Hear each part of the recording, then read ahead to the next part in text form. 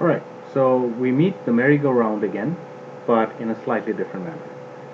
The merry-go-round, which has a mass of 200 kilograms and radius of 1.5 meters, is now at rest. Alright, so its linear speed and its angular speed are both zero initially.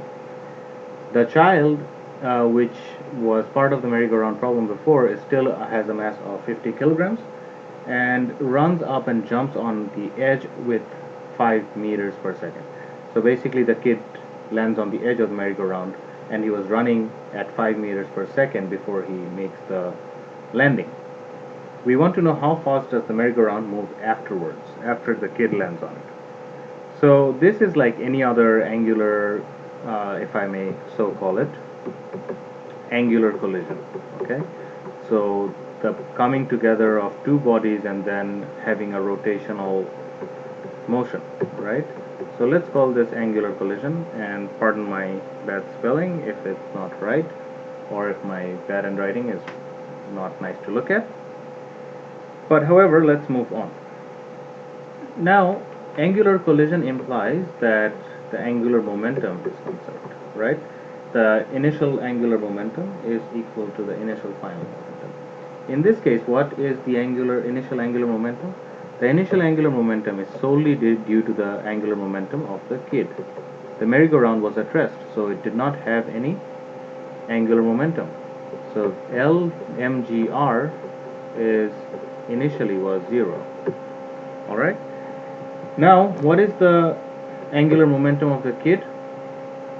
Well, angular momentum is defined as I omega, and I for the kid is, we model the kid as a simple point-like object, mr squared.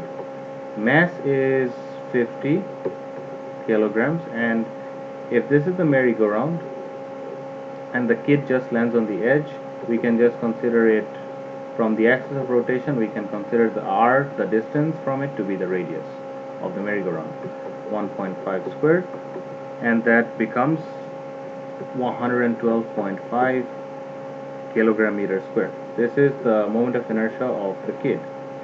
What about omega though? Well, first visualize the situation, and let's use a different color. The kid jumps on it, right?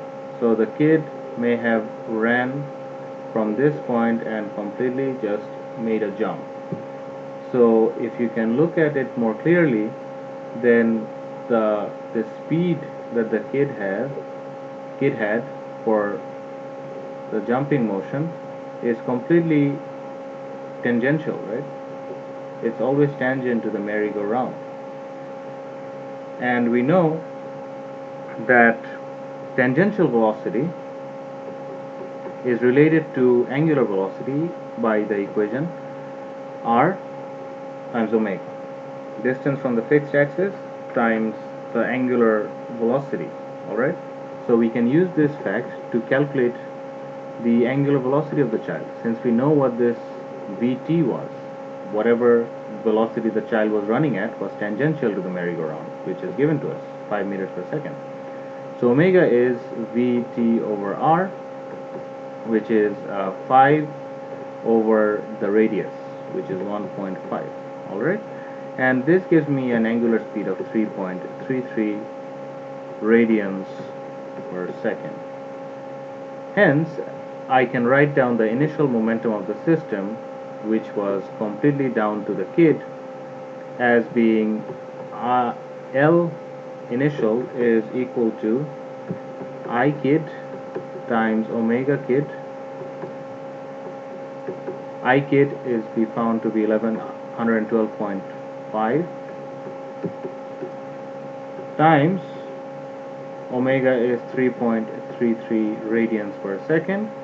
If we go ahead and do the calculation, we get 375, and the unit for angular momentum is kilogram meter square per second. Alright, so this is the initial angular momentum of the system. What do we want to know? We want to know the speed after the child jumps on it. Then we just use this conservation law.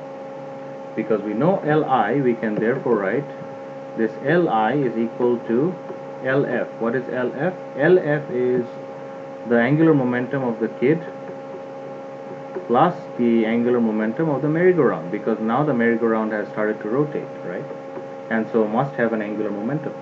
Angular momentum is I omega, and omega, let's go slowly, I kid omega, kid, plus I merry-go-round times omega merry-go-round. Now since the kid has jumped on the merry-go-round, they rotate together.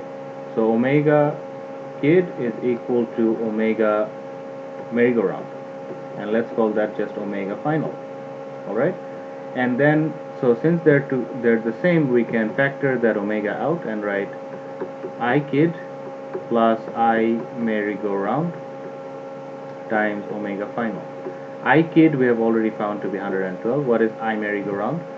I merry-go-round is that of a solid disk. It looks like a disk, and this was previously found to be using 1/2 mr squared. This was previously found to be 225 kilogram meter squared. Alright, so plug these numbers in and you can find omega. Omega, if this is 375, divide both sides by this, whatever this comes out to be, 112.5 plus 225.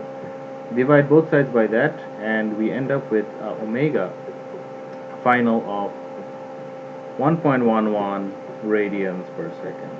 Alright, so this is an important example about thinking about what actually tangential velocity is. Well, tangential velocity in this case was the speed at which the child jumped. So now think about what would happen if at any point the child would jump off this merry-go-round. In which direction should the child be thrown at or be projected at? Okay, and what kind of velocity will then the child have? Right? So those are things to think about, and I will not disturb your thinking, and I will let you think some more deeply about this problem. Thank you very much. I hope this makes sense.